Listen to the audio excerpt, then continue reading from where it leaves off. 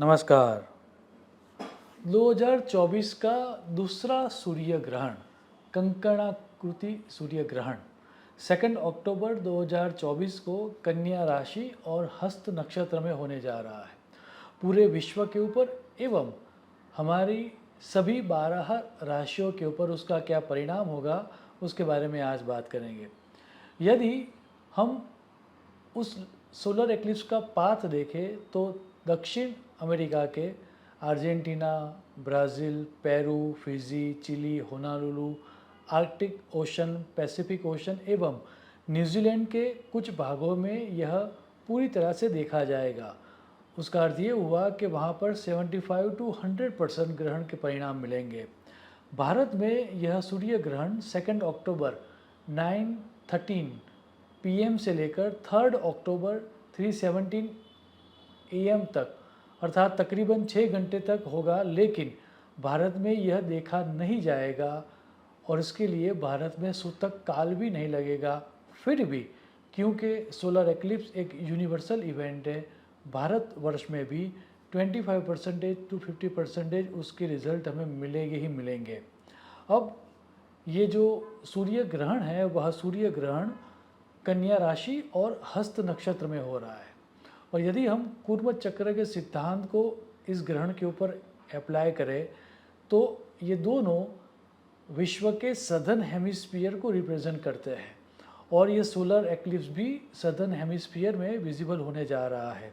उसका अर्थ ये हुआ कि Mexico, Brazil, Argentina, Peru, Fiji एवं न्यूजीलैंड के कुछ प्रदेशों में यह सोलर एक्लिप्स के कारण बहुत सारी चैलेंजिंग इवेंट्स क्रिएट होगी। अब उस प्रदेशों में पॉलिटिकल अनरेस्ट हो, पब्लिक प्रोटेस्ट हो, गवर्नमेंट के सामने बहुत सारे लोग रोड्स पर आ जाए एवं सिविल वॉर जैसी परिस्थिति होने की प्रबल संभावना है। यदि थोड़ा और ज़्यादा जूम इन करें और जिस नक्षत्र में सूर्य ग्रहण होने जा रहा है उस हस्त नक्षत्र की कैरेक्टरिस्टिक को समझे तो वर्ल्ड वाइड उसके क्या परिणाम मिलेंगे वो हम आसानी से समझ पाएंगे। तैत्तरीय ब्राह्मण में यह सूत्र है, देवस्य सवितुर हस्तः। संहिता विचार में भी सूत्र है, कौशल्यम शक्तिम नियंत्रणम प्रतीकः हस्तः। दोनों सूत्रों को यदि डिकोड करें तो स्किल लेबर्स या फिर जो पढ़े लिखे लोग हैं जो बहुत ऊंची पोस्ट पर या टेक जायंट इंडस्ट्री में काम कर रहे हैं, उन सब के काफ़ी ले ऑफ्स हो गए। टेक इंडस्ट्री में बड़ा रिसेशन आता हुआ दिखाई दे रहा है। जिन जिन कंट्रीज़ में अभी टेक्निकल रिसेशन या स्लो डाउन चल रहा है वहाँ सुनिश्चित रिसेशन होगा। जहाँ जहाँ पार्शियल डेमोक्रेसी है, जहाँ जहाँ पब्लिक को दबाया जा रहा है, वहाँ वहाँ पब्लिक प्रोटेस्ट हो और उसमें पब्लिक की जीत और शासक की हार हो, उस तरह के ग्रह योग क्रिएट हो रहे हैं। अब हस्त नक्षत्र का जो स्वामी है वह सविता देवता अर्थात सूर्य है, and that's why government policies का विरोध वर्ल्ड वाइड सदर्न स्टेट्स में किया जाएगा। अर्थात आप जिस प्रदेश में या जिस देश में रह रहे हो उस देश के सदर्न पार्ट में गवर्नमेंट पॉलिसीज़ के सामने प्रोटेस्ट किया जाएगा। यदि मैं भारत देश की बात करूं तो जिस समय यह सोलर एक्लिप्स हो रहा है उस समय की कुंडली को यदि हम देखें तो 4th हाउस में ग्रहण योग हो रहा है। सो भारत के southern states like Telangana, Karnataka, Andhra Pradesh, Tamil Nadu एवं केरल में कुछ बड़ा नेगेटिव होता हुआ आइदर मैन-मेड कैलेमिटीज़ या पॉलिटिकल अनरेस्ट या फिर नेचुरल कैलेमिटीज़ आती हुई दिखाई दे रही है। कन्या राशि जहाँ पर यह सूर्य ग्रहण हो रहा है उसको पृथ्वी तत्व की राशि भी कहा गया है। सो आपके देश के सदर्न स्टेट में अर्थक्वेक आने वाले 19 डेज में हो, वैसे भी योग क्रिएट हो रहे हैं।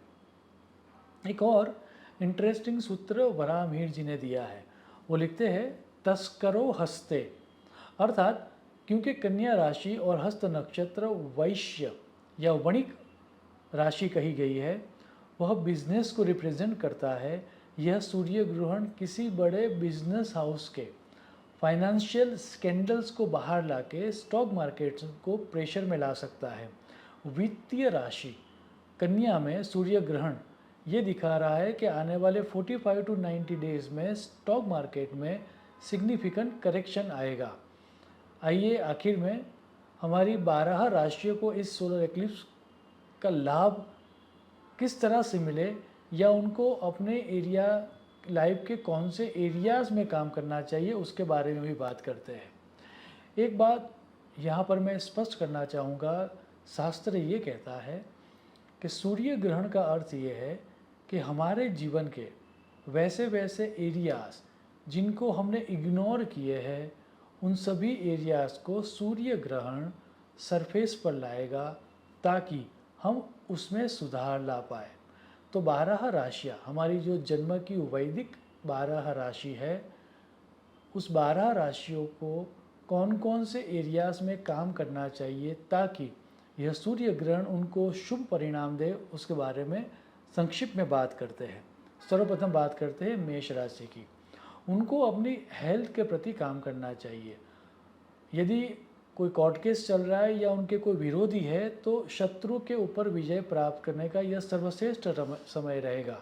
यदि उन्होंने अपनी इमोशनल और फिजिकल हेल्थ को अच्छी तरह से एड्रेस किया, तो यह सूर्य ग्रहण उनके लिए शुभ परिणाम देगा।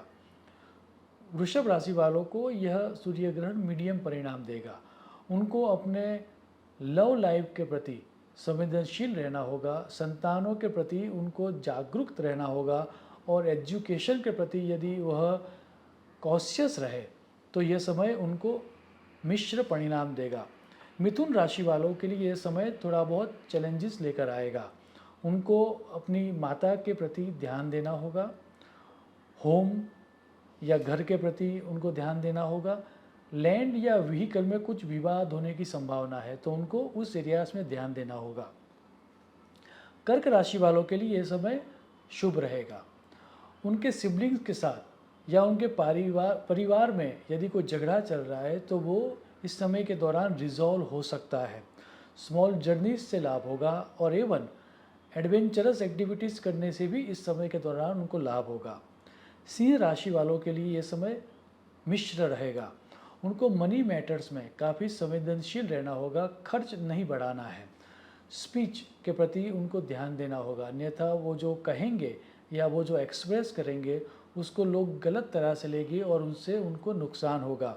फैमिली लाइफ के प्रति भी उनको संवेदनशील रहना होगा, अन्यथा उनको नुकसान होने की संभावना है। कन्या राशि वालों को अपनी इमेज के प्रति ध्यान रखना होगा, कैरियर के प्रति ध्यान रखना होगा, और हेल्थ रिलेटेड भी कुछ समस्या आने की संभावना है।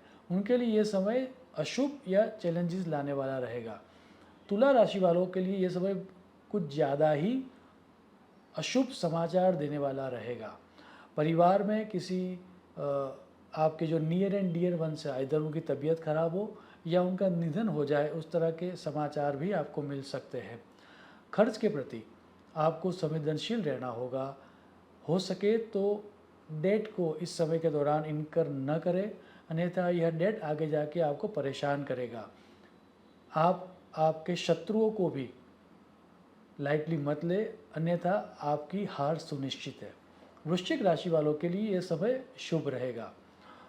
उनके फैमिली लाइफ बहुत ही अच्छी रहेगी और फैमिली में कुछ गैदरिंग भी होगा।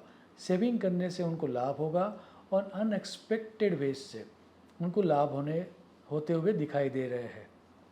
धन राशि वालों के लिए यह समय मिश्र रहने वाला है। उनको अपने व्यवसाय के प्रति संवेदनशील रहना होगा, अन्यथा कोई बड़ी अपॉर्चुनिटी उनके हाथों से चली जाए और आगे जाके उनको अफसोस हो, उस तरह के ग्रह योग दिखाई दे रहे हैं। पिता की हेल्थ में भी कोई कॉम्प्लिकेशंस आ सकते हैं और उसके कारण उनका काफ़ी समय व्यतीत हो, ऐसा दिखाई दे रहा है। उनको कैरियर के प्रति और अपने बिजनेस के प्रति इस समय के दौरान सजग रहना होगा, अन्यथा नुकसान होगा। मकर राशि वालों के लिए ये समय मिश्र रहेगा।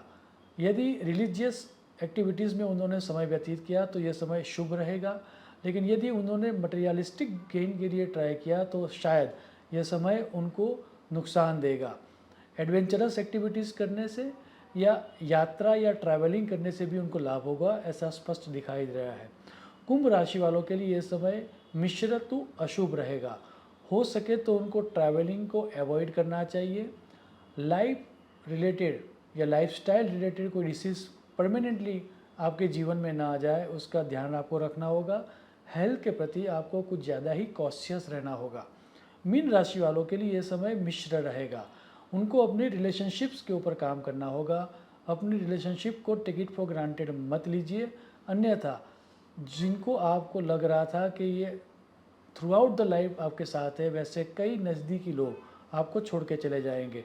पार्टनरशिप के प्रति भी आपको ध्यान रखना होगा। अंत में ग्रहण की अशुभता को दूर करने का उपाय दर्शाता मेरा एक पुराना वीडियो है, how to reduce bad effects of eclipse. आप यदि उस वीडियो को देखोगे और उस वीडियो में दिखाए उपायों को यदि आप देखोगे तो यह सूर्य ग्रहण आपको शुभ परिणाम देगा। शुभम भवतु। प्रणाम।